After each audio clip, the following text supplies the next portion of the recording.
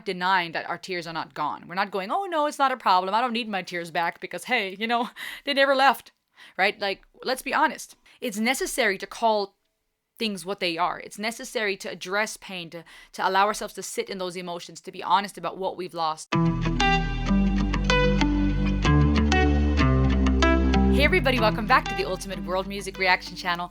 Diving into another one by Nightwish. Nightwish, I Want My Tears Back, with Floor Jansen. I'm going to be checking out the video from their live in Buenos Aires 2019. I'm excited about this one. And as we know, I've been on this journey exploring this amazing symphonic metal band from Finland. Though they have members from different countries, I've been reacting to all kinds of songs of theirs. And today it's time for I Want My Tears Back. So here we go.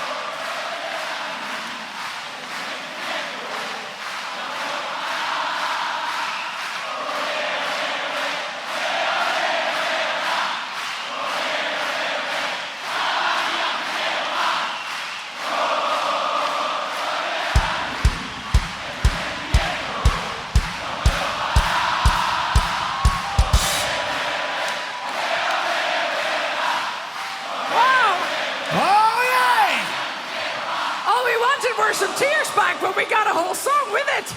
Yeah. You want to hear a song? It's coming.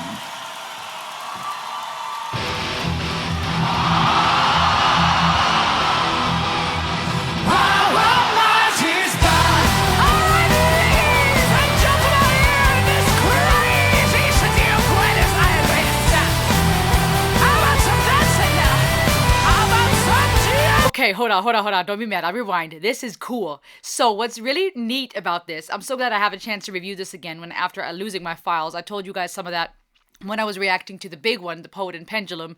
Big project, and it was devastating. I cried tears, so I guess it's fitting to now be reviewing I Want My Tears Back. Now I'm thankful I get to review this and hopefully even pick up on more things. What I love about this song already from the get-go is so cool. This gentleman who's playing with them. Let me see here.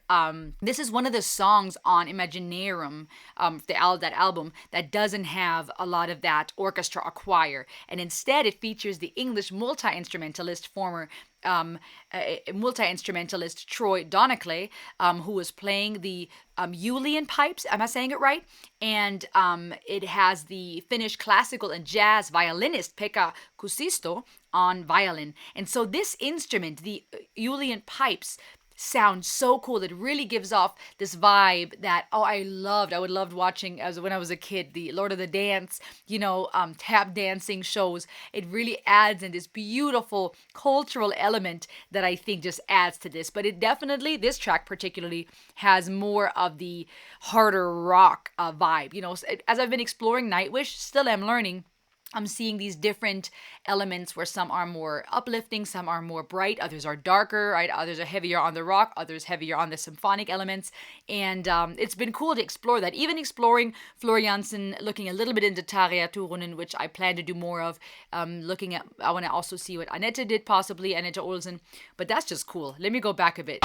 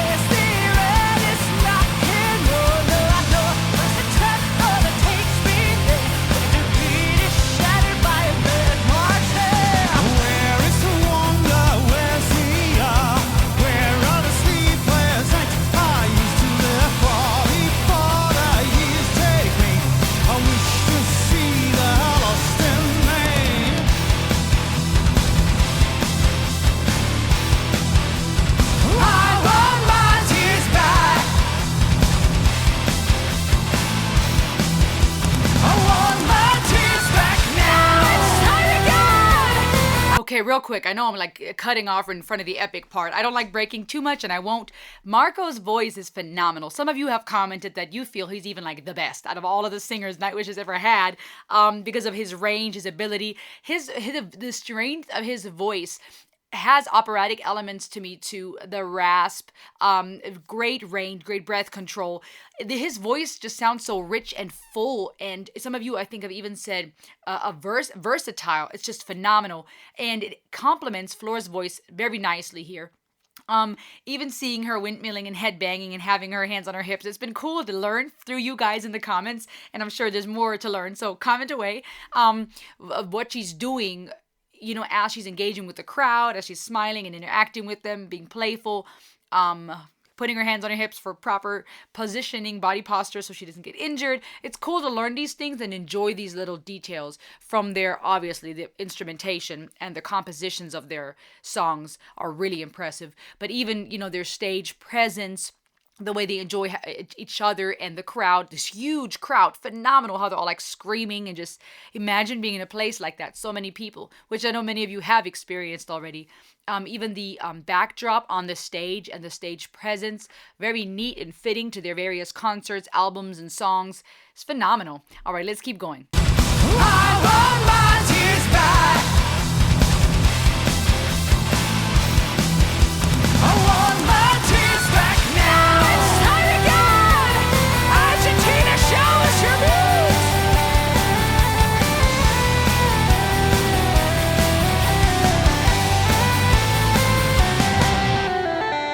The ballet on the wall, still growing young, all alone, rectal, a best watch, the voice of memory cluster. Where is the wonder? Where's the art?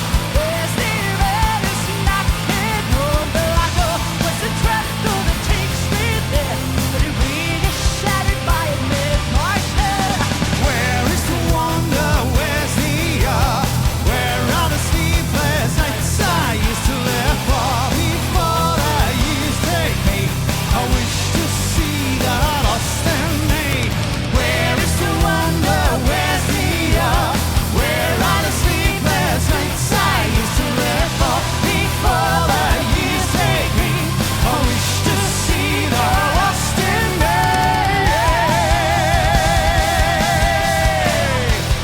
Guys, I don't want to forget it, so I'll say it now.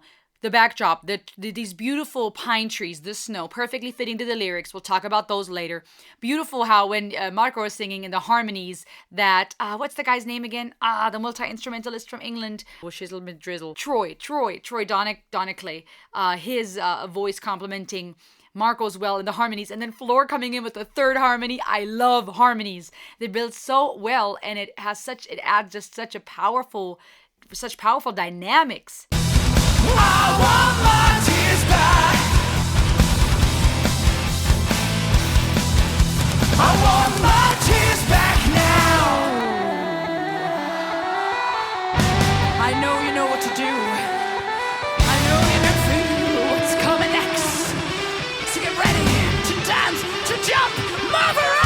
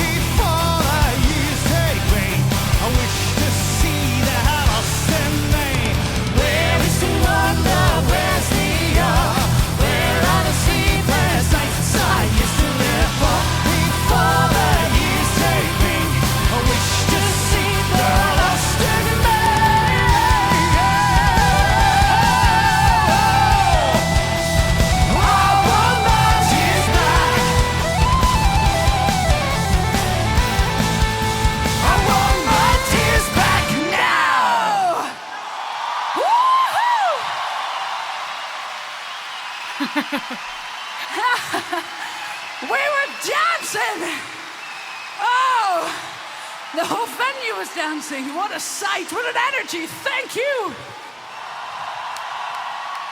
It's a tango country. That's true. They're in Buenos Aires. They know how to dance. Flora's outfit is so cool, royal and fierce, so powerful. She's just such a beautiful lady. Where do I begin?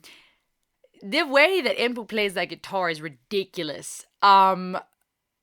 I don't even know where to begin.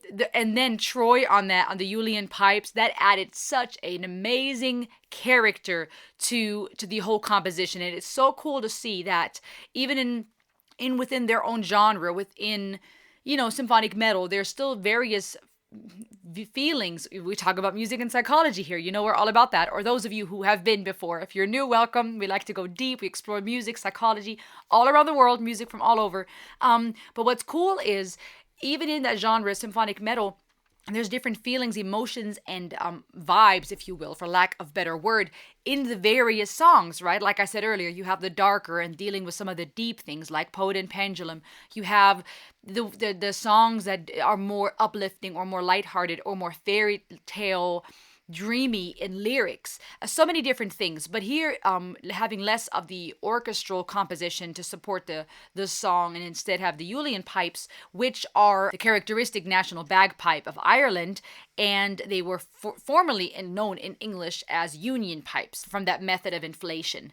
But it's a beautiful instrument. I love the sound of it. I think it added so much character to this. Marco's voice already touched on that a bit. Tuomas, just him going bonkers on the keys. I mean, just the way it was building, it gave me goosebumps. The way that the whole composition built from a catchy hook. I mean, y'all know I'm not a professional vocal coach, but I'm a singer-songwriter. I've released some of my own music, EPs and albums, and sung on concerts and with bands. And I love and appreciate a good composition and the dynamics in a band. Even her looking to her left, our right, if you will, at one point, possibly maybe at Mr. Troy Donaclay, who was playing the Julian pipes, if I saw correctly, smiling at him, interacting with each other in the crowd, like just having a great time, already brings a lot of enjoyment to us as the viewer, in my opinion, right? We see our own joy reflected in their faces and vice versa. It's a give and take. It's a relationship and experience of mutual exchange, right? Though they're playing for us, right? We're giving back that joy and appreciation, which is rewarding.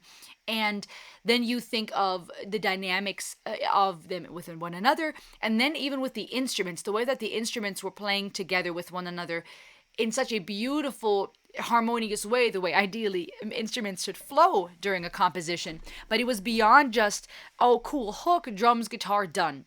The hook and the chorus was brilliant. From a songwriting standpoint, it's always cool, I've said this before, to have something catchy that's easy for people to sing along to and remember, right? It makes for good radio tunes, it makes for good tracks. It's not a must when it comes to music. Music is art, so there's different ways to express what you're feeling and trying to convey. But it's helpful if you want people to be able to sing along and experience it again and again. So this whole hook, dun dun dun dun dun dun dun dun dun dun dun dun dun dun, like just catchy. And then, oh my goodness, the way that it just built with their three harmonies, with the drums, it got so intense and full, but it climbed in a beautiful way. And that's what also makes good songwriting, right? You don't just start with the bridge and that biggest climax of all, but you also don't want to take forever to get there. So it's a really good flow. The lyrics, real quick, we won't go too deep today. The lyrics are also pretty neat, and I have my thoughts on them, like what I think it means, but I could be wrong, so we may look up even a couple of comments and see what people have to say. This song, Nightwish, I want my tears back. I want my tears back. The treetops, the chimneys, the snowbed stories, winter gray, fitting to the snow in the background on their stage. Backdrop. With wildflowers, meadows of heaven, wind in the wheat, a railroad across waters, the scent of grandfatherly love, blue bayous, December's moon through a dragonfly's wings. Just very idyllic, very dreamy, just absolutely beautiful. If you could imagine a picture with those words, and even the contrast between the treetops and the snowbed stories and the winter gray, as well as the wildflowers and meadows, to me that's very holistic, talking about winter and spring, talking about the gray and the color, which often, wildflowers are colorful. You're talking about waters, grandfatherly love, so we're exploring nature as well as human love and affection. moon through a dragonfly's wings. I mean, oh my goodness, imagine that. And that's just in itself just the most dreamy, beautiful picture you can imagine. Where is the wonder? Where's the awe? Where's dear Alice knocking on the door, right? From Alice in the Wonderland. Where's the trapdoor, or that takes me there? Where's the, which also Alice in the Wonderland reference. Where's the real, where the real is shattered. So what is real, right, becomes imagination, if you will, fantasy, as we see in Alice in the Wonderland. The shattered by a mad harsh hair, which I think is a reference to the Mad Hatter, which is a rabbit, right? Where's the wonder? Where's the awe? Where are the sleepless nights I used to live for?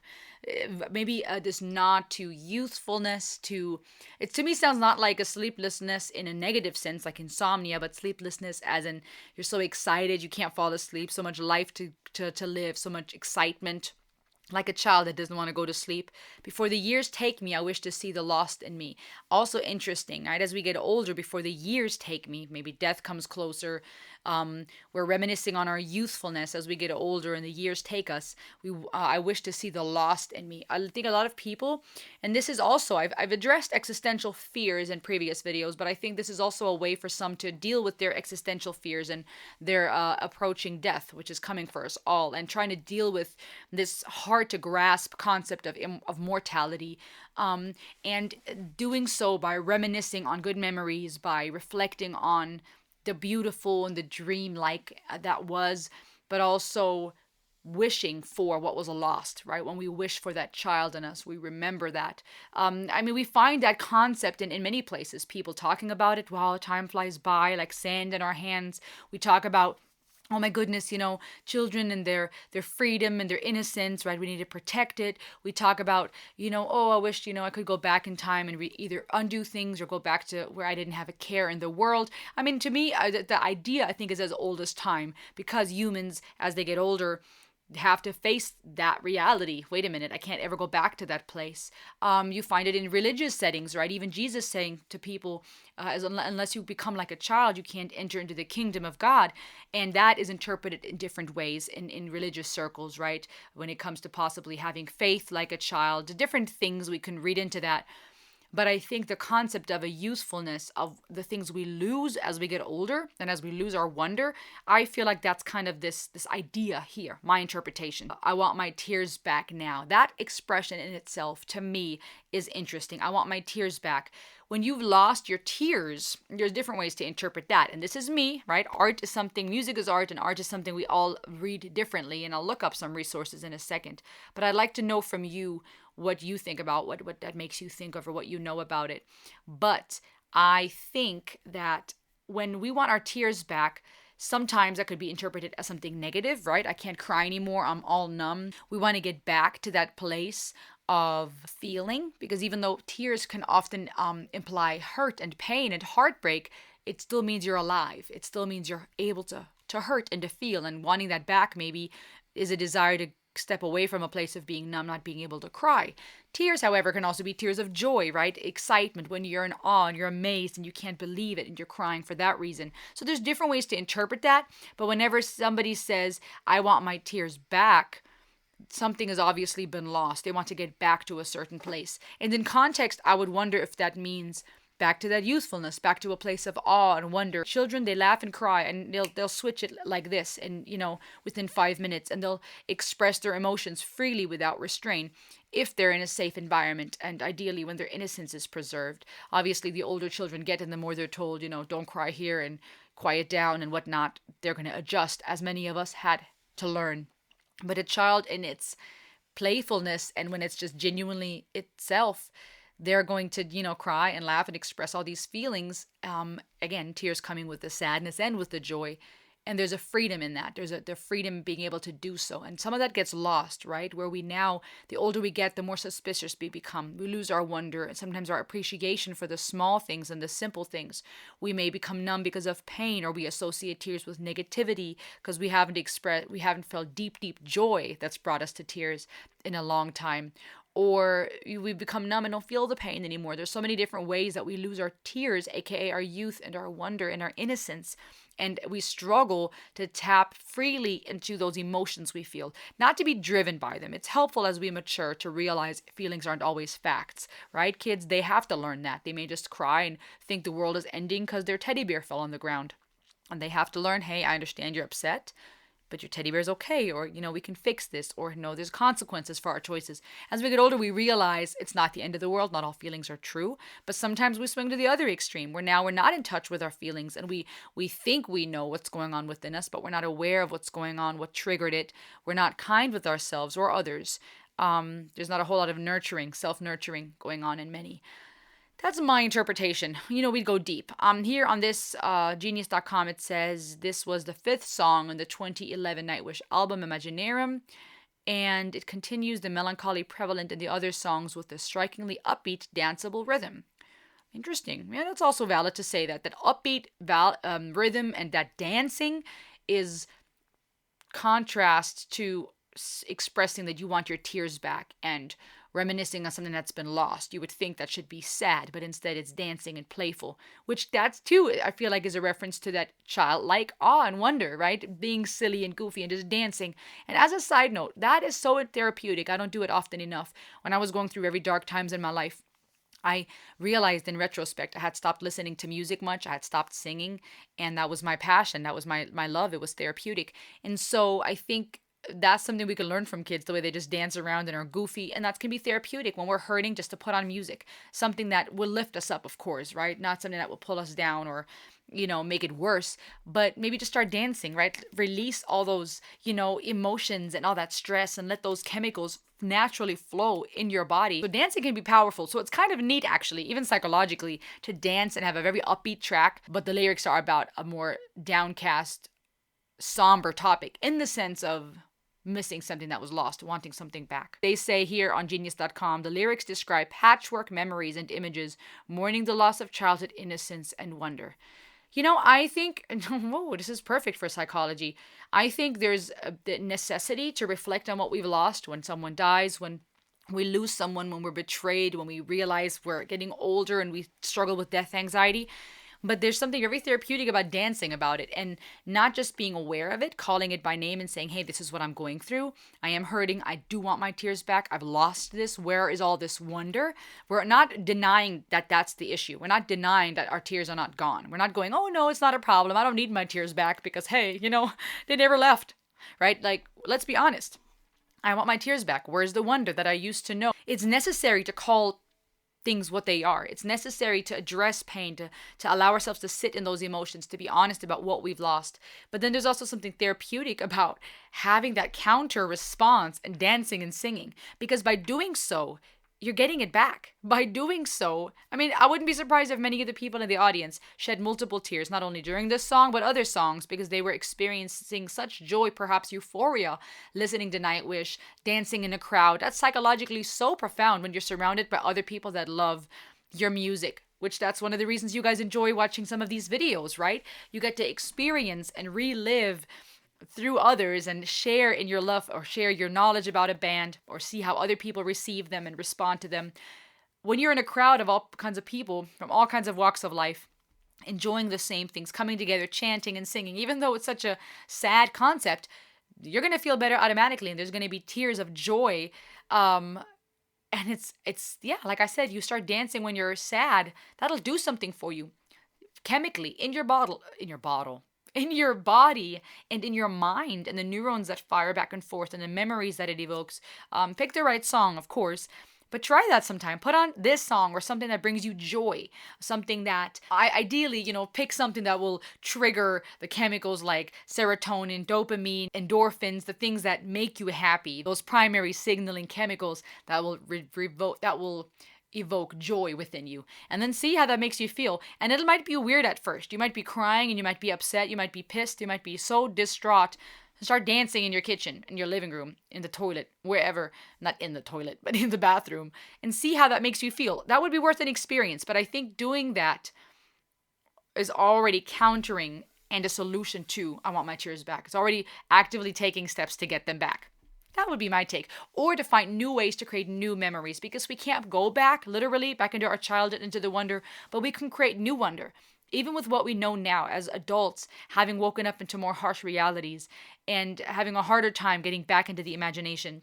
and not always being able to do so. It wouldn't always even be healthy, right? If I start imagining Alice in the Wonderland life when my children need food, or driving in my car and now I'm wandering off into shizzle drizzle land, that's not healthy. I need to be present and do what I need to do.